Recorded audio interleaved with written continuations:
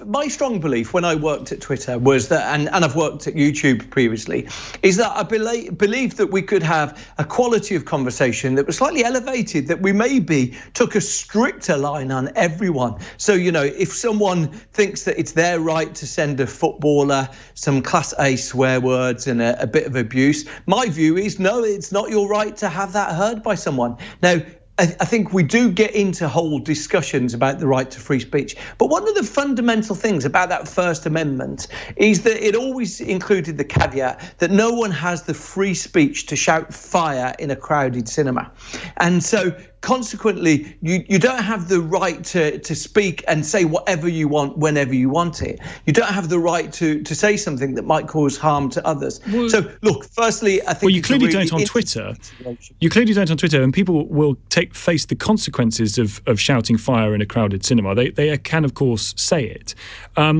Just finally, I wonder to what extent you feel that this is Twitter sort of having to kill its own monster, that Twitter, in a way, accidentally or otherwise, helped create Donald Trump. He used it as a way to help himself into with a large audience and then get into the White House. To what extent do you feel that Twitter created the presidency of Donald Trump and is now trying to put it back in its bottle at a very late stage?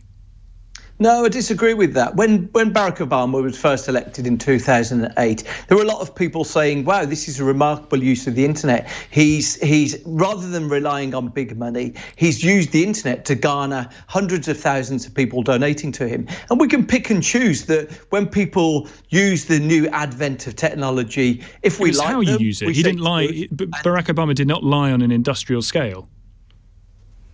I think, what we've seen is that it affords someone a microphone. Personally, I think we've seen people across the whole political spectrum being able to reach audiences without necessarily the editorial control. Greta Thunberg springs to mind in the ecological movement. But it's an illustration. All of our leaders in the future are going to be adept at using the technology that comes along in the next generation.